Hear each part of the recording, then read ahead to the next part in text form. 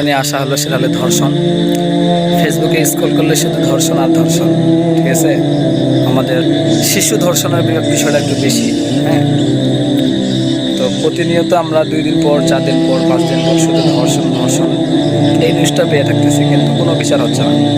আমরা জানি যে বিচার পাবো না, ঠিক আছে, কিন্তু কথা হলো যে ধর্ষকরা মানে ধর্ষণ করতেছে, ঠিক আছে, যেভাবে শাস্তি দিলে মানে দৃষ্টান্তভাবে শাস্তি দিলে মানুষ ভয় পাবে, সামনে এরকম ধর্ষণ হবে না, আমরা সেই শাস্তিটাই কামনা করছি। এবং যদি সরকার এটা মাথাতে নেয় যে না, আসলে একটা শাস্তি দেওয়া দরকার, তো এমনভাবে শাস্তি দেওয়া দরকার যাতে সামনে এরকম সাহস কেউ না পায়, কোনো ফাঁসি টাসি এরকম না, এবং কষ্ট দিয়ে দিয়ে মারা দরকার, ঠিক কিনা ভাই বলেন? ঠিক।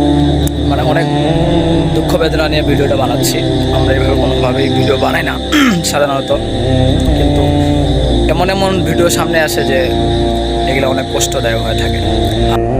তো বন্ধুরা, এমন একটা দেশে বাস করতেছি, সেটা হলো বাংলাদেশ।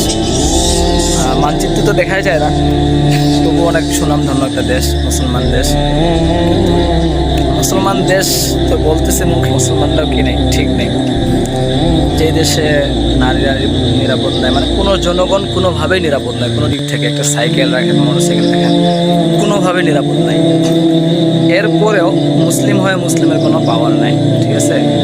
এরপর দেখেন কালকে যে ঘটনাটা ঘটে গেছে, হ্যাঁ, এই ঘটনাটা যদি আমি করতাম বা এ করতো বা কোনো হুজুর করতো, তাহলে দেখতেন বিচার কারে কয়, বা অপমান আর কালো কিছু মিডিয়া আছে, এরা কীভাবে প্রচার করতো কল্পনার বাইরে, বা শাস্তি কারে কয় এটা আমাদের দেখাই দিত।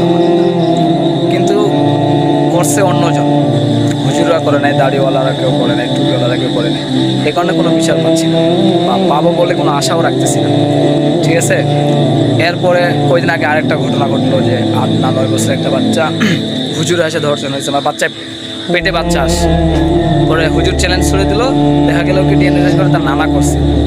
হুজুর শুধু নাম দিছে হুজুরে, তাতে হুজুরকে কীভাবে গ্রেপ্তার করা হলো, কীভাবে প্রচার করা হলো, মানে একটা অন্যরকম মিডিয়ার মধ্যে ছড়ে পড়লো। আর যেই তার নানা আসামি হিসেবে বাইর হলো, আর কোনো নাই, আর কোনো খবর নাই, কোনো পোস্ট নাই, কোনো ভিডিও নাই, কিচ্ছু নেই। হ্যাঁ, বিচার তো দূরের কথা। এই হলো অবস্থা আমাদের বাংলাদেশে। তো এরকম একটা দেশে বসবাস করা খুব দুঃখজনক। হ্যাঁ, মুসলিম দেশ, স্বাধীন বাংলাদেশ, স্বাধীন তো নাই, এরপর স্বাধীনভাবে কথা বলবো এটাও তো নাই, আর বিচার তো বলতে নাই। বিচার শুধু একমাত্র দাড়িওয়ালাদের, টুপিওয়ালাদের, হুজুরদের। আবার হুজুররা চকলেট খাচ্ছে কেন, দোষ। পান খাচ্ছে কেন, দোষ। হ্যাঁ, চুল কেন বড় লাগলো, তাও দোষ। এরপর ঘোরাঘুরি করে কেন, তাও দোষ। মানে শুধু দোষ, যত দোষ আছে